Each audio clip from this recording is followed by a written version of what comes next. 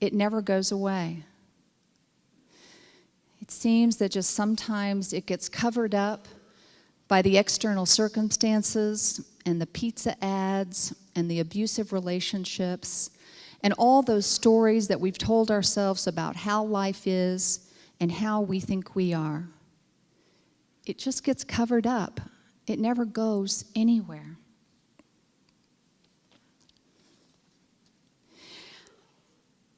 It's always with us, no matter our circumstances. And I wanted to share a story about a friend of mine.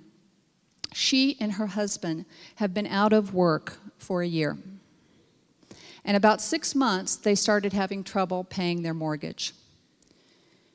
And a few months ago, she sold her wedding ring in order to pay some bills.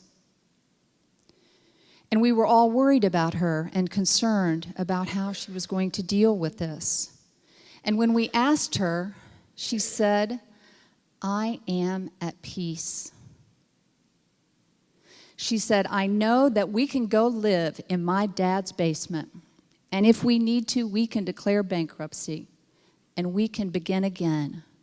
We can start fresh."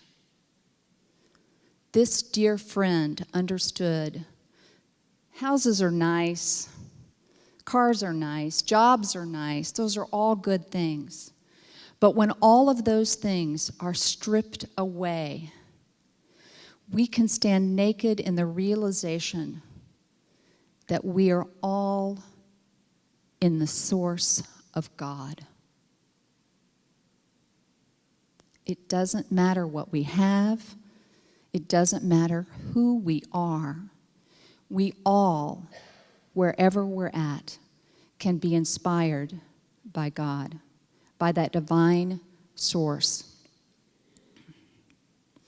So who was this guy named Jesus? He lived 2,000 years ago. Why on earth are we still talking about him? What did he do that was so radical? Jesus got it.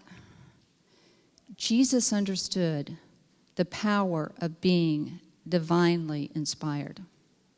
He understood the power of prayer. And we can too. Jesus didn't say, "I've got it, you don't." And in fact, in John 14:12, he said, "This that I have done, you can do also, and even more."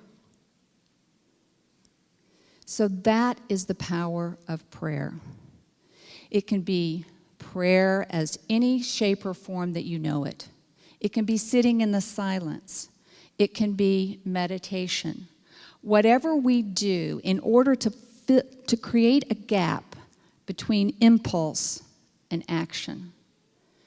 That small gap between acting out of our subconscious and our preconceived notions, that small gap can have the most incredible transformative power that we could ever imagine in our life. Just creating a gap between impulse and action. So it doesn't matter. You know that whole saying about what would Jesus do? What would Jesus do? It's irrelevant. What would you do? What would you do if you understood that you are divinely inspired? If you could live your life by saying a prayer and looking for the divine guidance that is there available to you. Pray first and then move your feet. That's the African proverb. Pray first and then move your feet. It's not move your feet and then pray. And haven't we all done that where we're kind of headed down a road that we think might not be so good and we just keep going and we think, God, I hope this works. No, it's pray first and then move your feet. And what would you do if you knew the truth that you were divinely inspired? And I know that there are some of you out there that might be saying, you know, Janet, I've tried that praying thing. It doesn't work. God doesn't speak to me. He may be speaking to everybody else, but apparently he doesn't have my number. And I just encourage you to give it one more try. And I know that prayers are not often answered immediately. Prayers may be answered in many different forms. Sometimes we have to pray and then get up and move into our lives and be open to the possibilities of being divinely inspired. And sometimes prayers are answered in the form of coincidences, or what some people might call good luck, or chance meetings.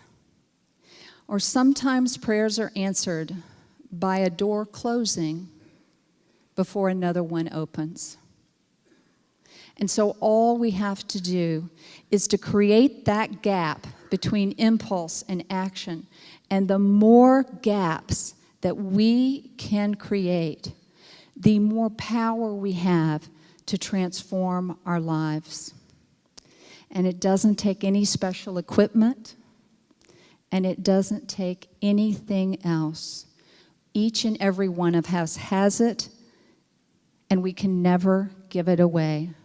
We can never lose it. It is always there with us. So my mom and I were driving back from Texas, and we were listening to an audiobook. The title was God Winks: The Power of Coincidence to Power Your Life. And in this book, the author pointed out many times when we had things in our life that we thought were just amazing coincidences. Somebody comes into our life at just the right time, or we learn just the right information at the moment we need it. And maybe we have called those things coincidence. And maybe that is divine inspiration. That's what helps us know what we're supposed to do. So I encourage you to just give prayer one more try. To know that we are personally responsible for our own happiness, and that we can ask ourselves throughout the day, what is my source of inspiration? And we can get the answers we need. So let's take those thoughts into meditation.